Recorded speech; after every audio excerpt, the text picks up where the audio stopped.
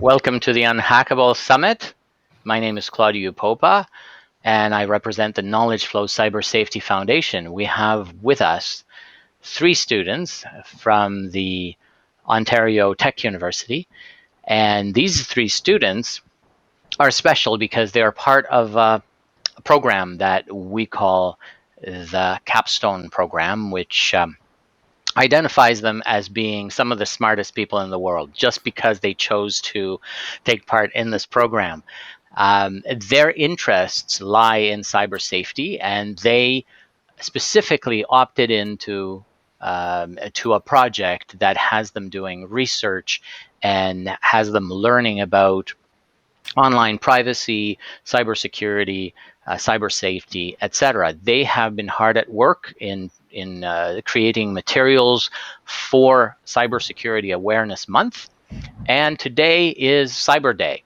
It happens to be Cyberday. Today's the day that we're recording this, but you can certainly watch this recording anytime you want. I am joined here by Anchali, Elizabeth, and Lakeeshan. Hello, hello, hello. Hi. Hi. I have questions for you guys. So I've been busy with a number of conferences and a number of appearances, and I talk about education technology a lot, and I talk about privacy and security within public education. I have a podcast called the Cyber Secure Ed podcast, in which we talk to professionals about what it's going to take to survive the next decade. Really is where it's at, because of the influx of technology within education, and how are we dealing with associated risks to privacy, to online safety, to security, certainly identity breaches, and so on. It's a very interesting thing, but we've been busy talking to professionals and educators and administrators and law enforcement and so on, but we have not talked to students. And I think today is the perfect day to give students a voice at long last. We've been talking about protecting student data, and I know that in the US, they have a variety of laws that seek to protect student data. And in Canada, we have fairly weak legislation and very little oversight over student data privacy and security. So without further ado, I'm just going to throw out one question at the student population. I'm going to say, why and in what way is online privacy, which includes cyber safety, cyber security, in what way is it important to you specifically? In my case, it's because I have a family, I have little kids, I've got parents, and so on. And so I'm fairly aware of what's going on. But I wanted to know from you guys why specifically you are interested in these topics. And maybe that's also the reason why you are taking part in this interesting project. So, Anchali, tell us.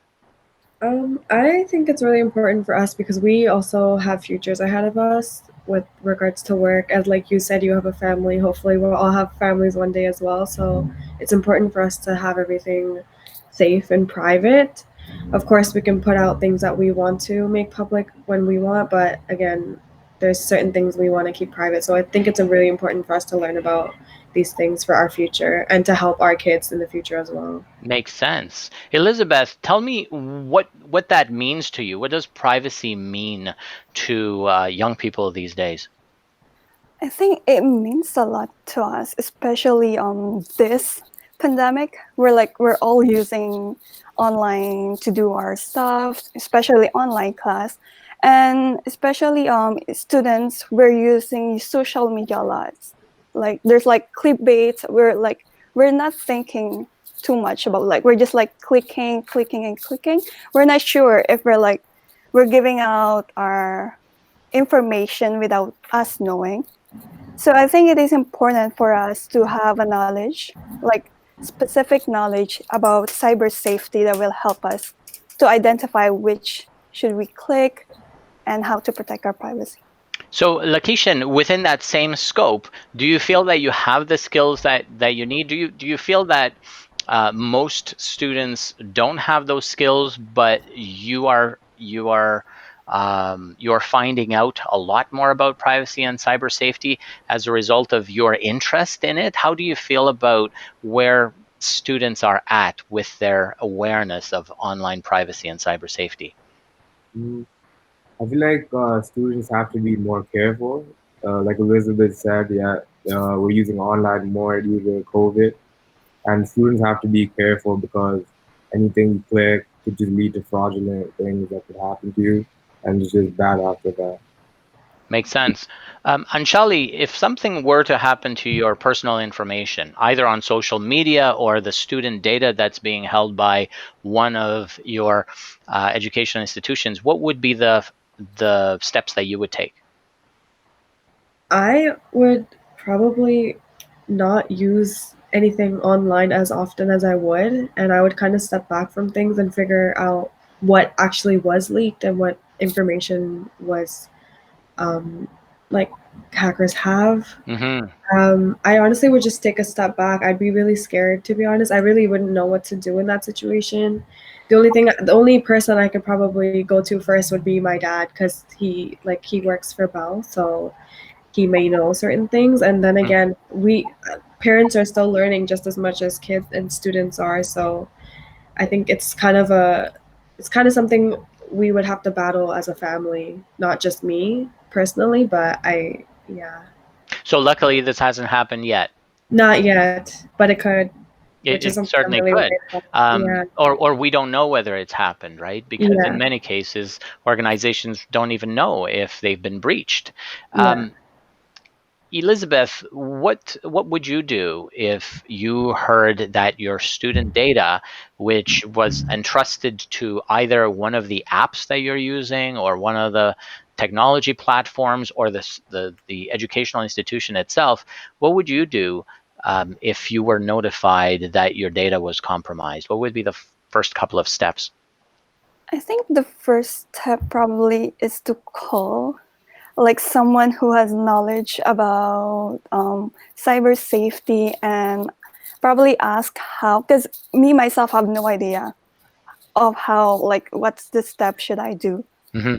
So I probably ask someone like professional or expert and seek for advice on the possible steps that I could take to face the problem that I'm facing right now. Yeah, so it sounds like what you're telling me is that you would rely on the information that you're provided. So it's very Mhm. important for those communications to be clear, concise, Exactly.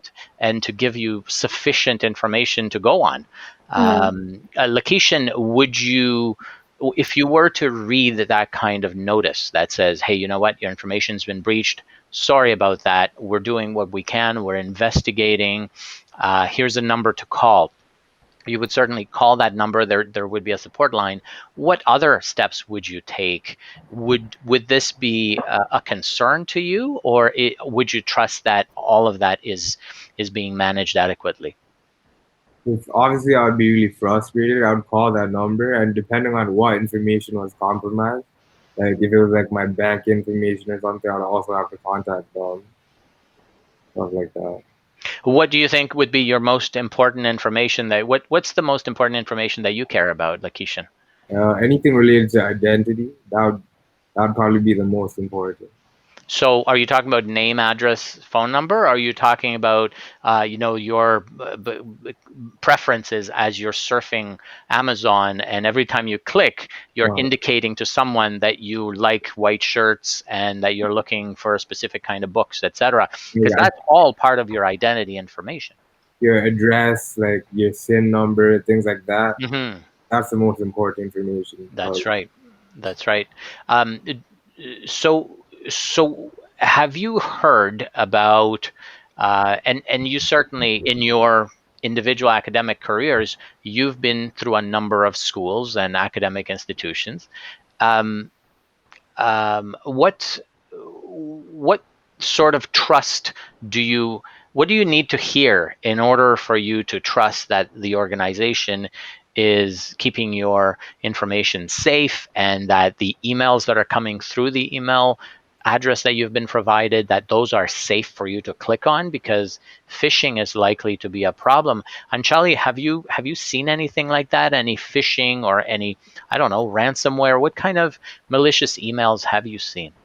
Well, I haven't really personally gotten any phishing emails through my school email per se, but I've had some to my work or my personal email. So from school, it's kind of hard to. It's not that I don't trust my school with my information. It's just now that everything is online more often, and with the pandemic, things are being switched online. We're buying our textbooks online.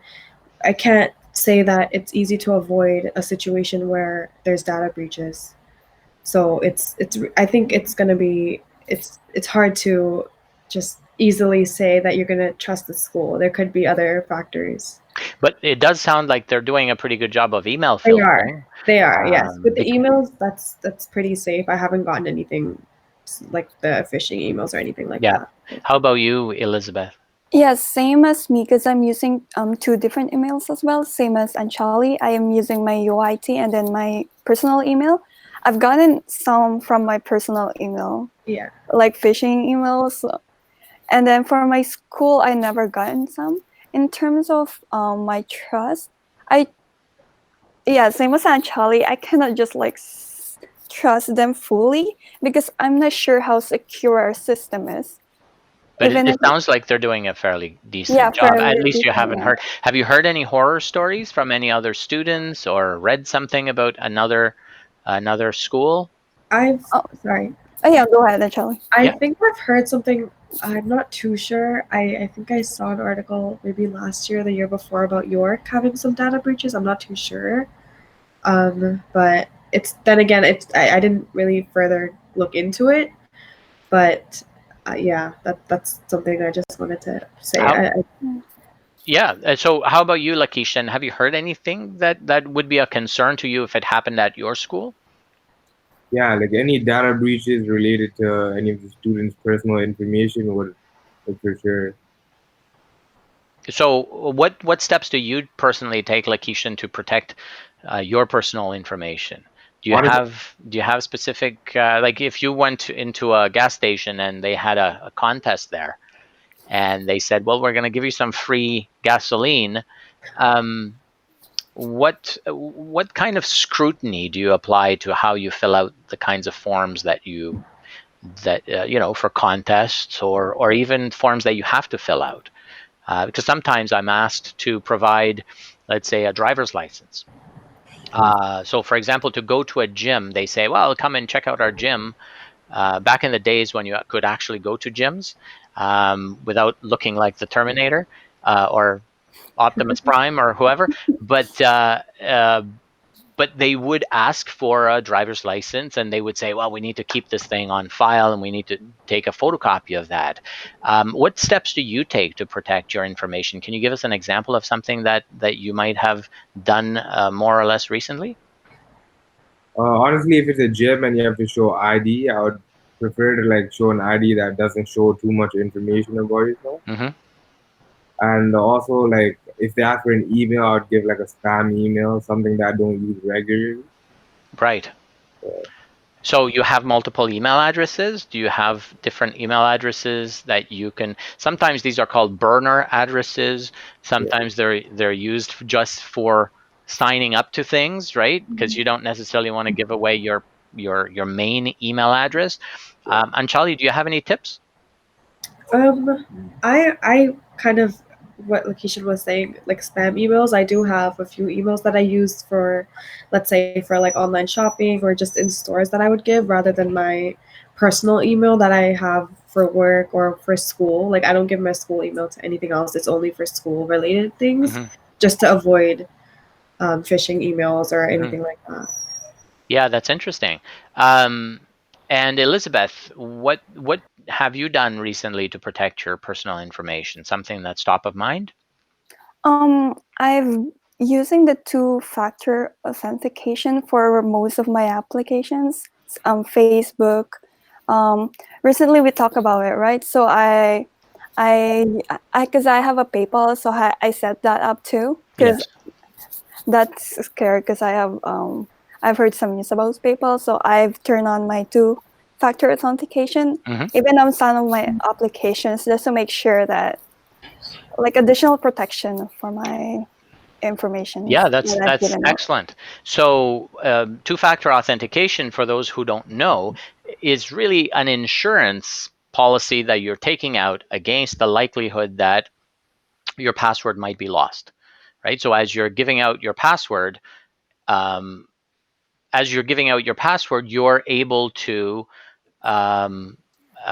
basically assure yourself that whoever grabs that password still can't log in without a second factor. So that's an excellent thing, excellent tip. So on to our last question. Time flies over here. So thank you very much for your candid responses. So last question.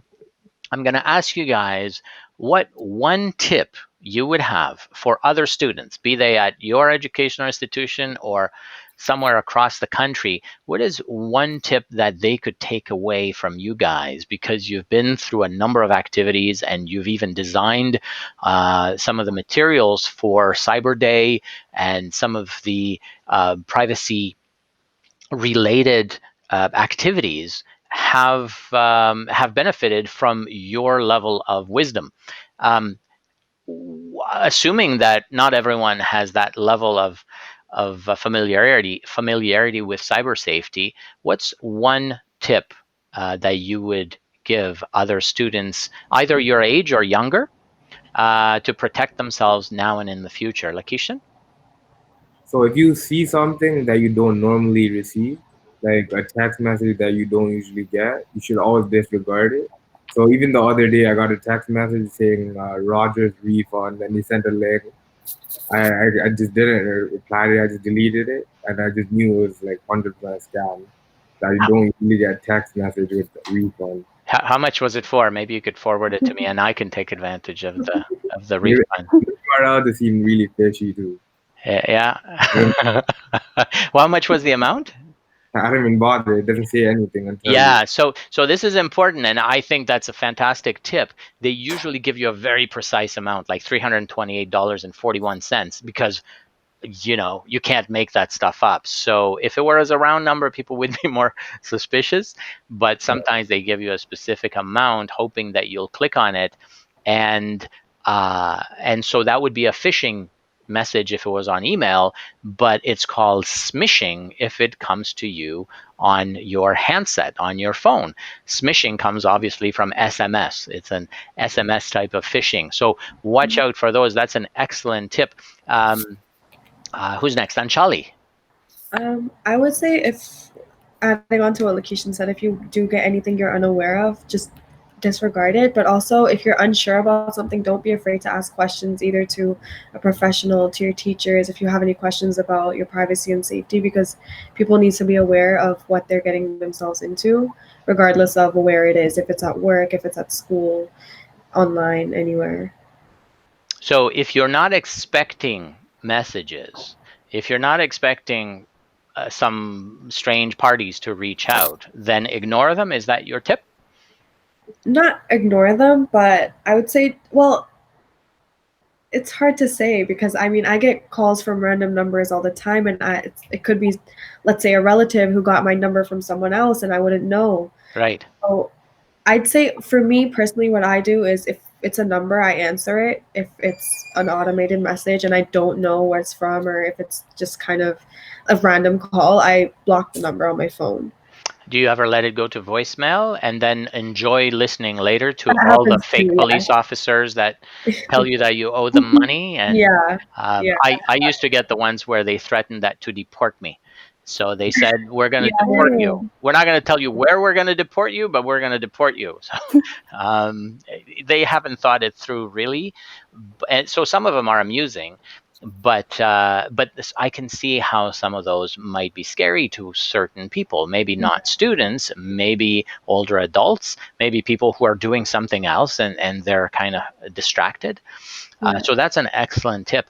And finally, Elizabeth, what are your thoughts about the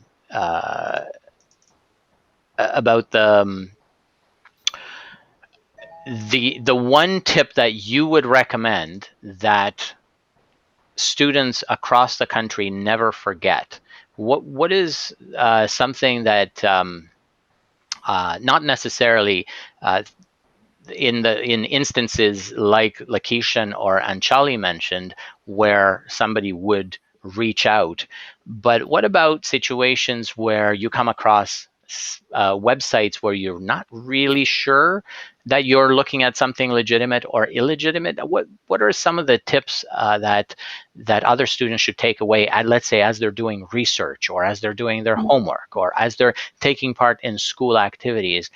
What do you have for other students? I think it's for me, I personally experienced it when I was like browsing my website, and then suddenly I click something and it just changed my default website. Mm-hmm. And then that happens to me recently, and it keeps I was like, I use Google as my default, but then it won't let me do it. It will just switch to a different website.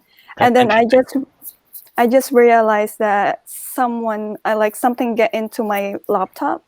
So I think it is important to be aware. Like, don't just click on everything that you see. Like, read everything. Like in the website, read their informations. Have background checks whether it is like a legit or not. Because I personally won't know, right? So I have to like Google search it and see what others say about it. So think before you click. Exactly. Okay, here's a completely unfair question as my last question to you all. When was the last time you read a privacy policy on a website? Doesn't happen very often. It's Yes. yeah. Is it minutes? Is it today? Did you read a policy today? Was it last week? No, I Week think before? it was the start of school year. Okay. It was You like you last read. month. Yeah. Nice. Well, that's good. Lakeeshan, do you remember reading the same privacy policy that Elizabeth, or did she pick the short straw and you voted that one of the three of you would read the privacy policy, and she's the one that that had to read it for the rest of you? It's true. It's really unpleasant to read privacy policies, and one of the things that we've tried to do in the scope of Cyberday is to create a privacy policy that is nice and clear and direct, and says, look, we don't collect information, and here's a visual map of what the site connects to, and here's one clear indication of what our cookies do, for example. So we're trying to evolve this practice. And it's always a good idea to skim privacy policies, even if you don't read them. I always tell this to kids: make sure you skim them. Don't bother. Don't worry so much about understanding everything. Look for the word sharing. Look for the word selling. Look for retention. How long will they be keeping your personal information? Keywords. Otherwise, you can exhaust yourself as you're reading it. So cyberday.ca is a great site where we're going to keep on adding resources for cyber safety. KnowledgeFlow is our nonprofit, federally incorporated cybersafety education foundation, and you're always welcome to visit. Our partners at the ICTC, or the French CTIC, have helped us to create the cyberday.ca website and have been fantastic in their outreach efforts with teachers. And a little activity that actually the three of you have put together. That's unhackthis.ca. It's a challenge. It's great for all ages. People can go to that webpage and see if they can solve a puzzle. So very interesting stuff. I want to thank all three of you for joining me on this Cyber Day. And thanks again to the ICTC and KnowledgeFlow for putting on these events. Enjoy the rest of Cyber Awareness Month, and we'll see you next UnHackable Summit. Thanks very much. Bye-bye. Bye. Bye.